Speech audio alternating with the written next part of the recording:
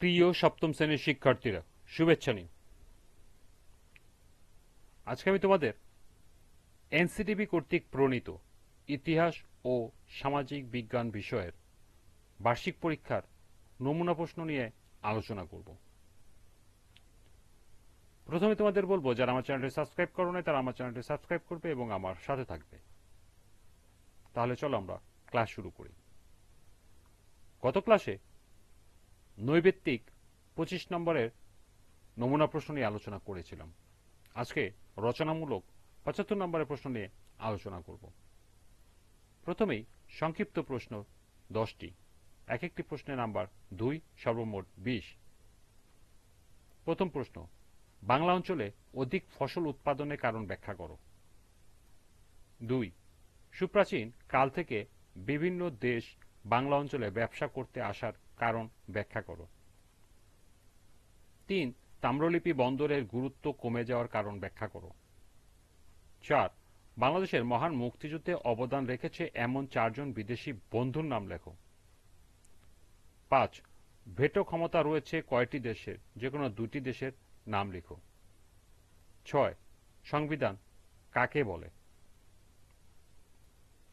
7, blue economy বলতে কি বোঝায়।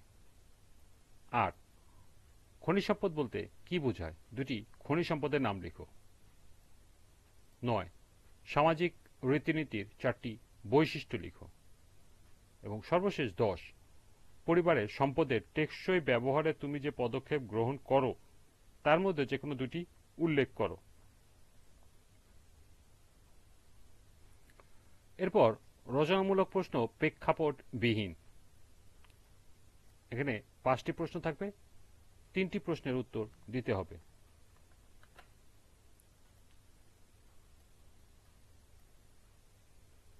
এনসিটিবি কর্তৃক প্রণীত প্রশ্নে 3টি নমুনা প্রশ্ন দেওয়া আছে। 1, মুক্তিযুদ্ধে গণমাধ্যমের ভূমিকা বর্ণনা করো। 2, সামাজিক প্রচলিত রীতিনীতির মেনে সুফল ব্যাখ্যা করো। 3, বদ্বীপ কিভাবে গড়ে ওঠে, একটি পরীক্ষণের মাধ্যমে প্রক্রিয়াটি লিখো।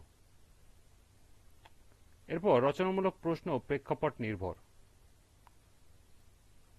প্রথম প্রশ্ন, শাহিনাপা ক্লাসে শিক্ষার্থীদের প্রাচীন বাংলা অঞ্চলের উল্লেখযোগ্য বাণিজ্য বন্দর নিয়ে আলোচনা করছিলেন।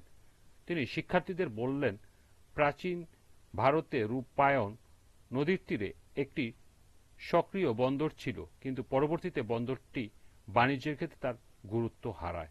অপরদিকে তিনি আরও জানালেন, বাংলা অঞ্চলের পূর্ব দিকে একটি বন্দর বাণিজ্যের ক্ষেত্রে কার্যকর ভূমিকা পালন করছে। প্রশ্ন ক, প্রেক্ষাপটে বাংলা অঞ্চলের পূর্ব দিকে গড়ে ওঠা বন্দরটির বর্ণনা দাও। খ, প্রেক্ষাপটে রূপনারায়ণ নদীর তীরে প্রাচীন বন্দরটি শুধু আভ্যন্তরীণ নয় বরং আন্তর্জাতিক বাণিজ্য অবদান রেখেছিল, ব্যাখ্যা করো। দ্বিতীয় প্রশ্ন, ফারিয়া মুক্তিযুদ্ধ বিষয়ক একটি জার্নাল পাঠের মাধ্যমে জানতে পারল 1971 সালে ব্রিটিশ সাংবাদিক দেশের প্রেক্ষাপট তুলে ধরার জন্য বাংলাদেশের প্রকৃত বন্ধুরূপে পরিগণিত হন। প্রশ্ন 1, প্রেক্ষাপটে বর্ণিত সাংবাদিক মুক্তিযুদ্ধকালীন অবদান বর্ণনা করো। খ, প্রেক্ষাপটে বর্ণিত সাংবাদিক শুধু বাংলাদেশ নয়, পৃথিবীর নানা প্রান্তের গণমাধ্যম তার অবদান অপরিসীম, ব্যাখ্যা করো। তৃতীয় প্রশ্ন, ঘটনা 1, 12 বছর বয়সী মৃত্যুর পরিবার তাকে তার মতের বিরুদ্ধে বিয়ে দিতে উদ্যোগী হলে সহপাঠীরা প্রশাসনের সহায়তা নিয়ে বিয়ে ঠেকিয়ে দিতে সক্ষম হয়। ঘটনা 2, আবিরাজ প্রথম দিন স্কুলে যাবে, মা তাকে বারবার বলেছেন স্কুলের শিক্ষকদের সালাম দিবে, ক্লাসের শিক্ষক এলে উঠে দাঁড়াবে, জাতীয় সঙ্গীত চলাকালীন সময় নড়াচড়া করবে না। প্রথম প্রশ্ন, প্রেক্ষাপটে মৃত্যুর সাথে সংঘটিত ঘটনা কিভাবে সামাজিক সচেতনতা সৃষ্টি করতে পারে, বর্ণনা দাও। খ, প্রেক্ষাপটে আবিরের মা তাকে যে উপদেশগুলো মেনে চলতে বলেছেন তা কি শুধুই রীতিনীতি, মতামত দাও।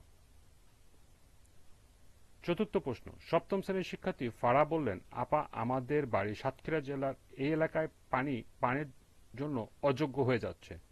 অপরদিকে রোকসানা আপা শ্রেণীতে শিক্ষার্থীদের এক ধরনের জ্বালানির কথা বলেছিলেন যা সুদীর্ঘ সময় ধরে ভূগর্ভে সৃষ্টি হয়, কিন্তু আমাদের দেশে এ ধরনের জ্বালানির ক্রমান্বয়ে নিঃশেষ হয়ে যাচ্ছে? প্রশ্ন ক, প্রেক্ষাপটে ফারা এর এলাকার পানি পানের অযোগ্য হওয়ার কারণ বর্ণনা করো। খ, প্রেক্ষাপটে রোকসানা আপার বর্ণিত সম্পদ ভবিষ্যতে প্রজন্মের জন্য ঘাটতি না হয় সেজন্য কি ধরনের পদক্ষেপ নিতে পারি? মতামত দাও। 5 নম্বর প্রশ্ন, এখানে দেওয়া আছে ওয়াই শ্রম, এক্স ভূমি, উৎপাদনের উপাদান। প্রথম প্রশ্ন, প্রেক্ষাপটে উৎপাদনে এক্স এবং ওয়াই উপাদানটির গুরুত্ব বর্ণনা করো। দ্বিতীয় প্রশ্ন, শরীফ সাহেবের জুলাই মাসে কৃষি পণ্য বিক্রয় করে মাসে আয় হয়েছে 25,000 টাকা।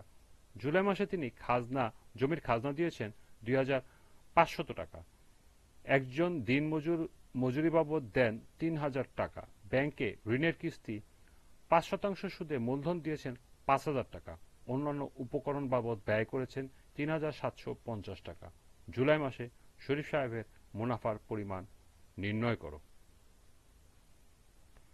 এই ছিল এনসিটিবি কর্তৃক প্রণীত নমুনা প্রশ্ন।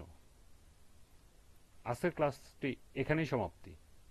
সবাইকে আবারও বলছি, যারা আমার চ্যানেলটি সাবস্ক্রাইব করে না তারা আমার চ্যানেলটি সাবস্ক্রাইব করবে এবং আমার সাথে থাকবে। সবাইকে পরবর্তী ক্লাস দেখার আমন্ত্রণ জানিয়ে আজকের মতো আমি এখানেই বিদায় নিচ্ছি। আল্লাহ হাফেজ।